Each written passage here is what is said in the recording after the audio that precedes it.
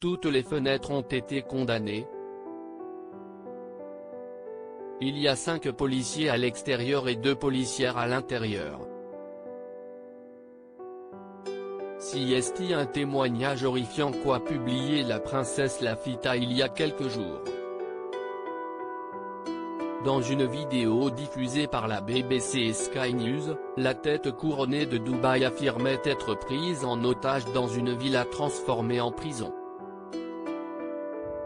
La jeune femme de 35 ans expliquait être dans les toilettes car si est la seule pièce avec une porte que je peux verrouiller. Quelques jours après ce message, la famille royale de Dubaï a répondu à ces accusations par le biais d'un rare communiqué envoyé par l'ambassade des Émirats arabes unis à Londres. Dans celui-ci, la famille a souhaité remercier ceux qui se sont inquiétés par son bien-être, mais a déclaré que cela ne reflétait pas la situation réelle. Sa famille a confirmé que son Altesse est prise en charge chez elle, soutenue par sa famille et des professionnels de la santé. Son état continue à s'améliorer et nous espérons qu'elle reprendra une vie publique en temps voulu, a indiqué l'ambassade.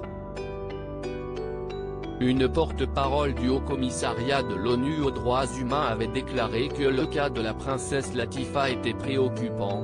Nous avons fait part de nos préoccupations concernant la situation, à la lumière des vidéos inquiétantes qui sont sorties cette semaine. Nous avons demandé plus d'informations et de précisions sur la situation actuelle. Elle demandait alors des preuves de vie de la famille de l'émir de Dubaï.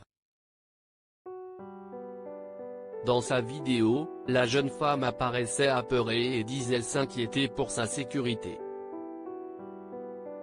La princesse Latifa n'a pas été vue depuis 2018. Je m'inquiète tous les jours pour ma sécurité et pour ma vie.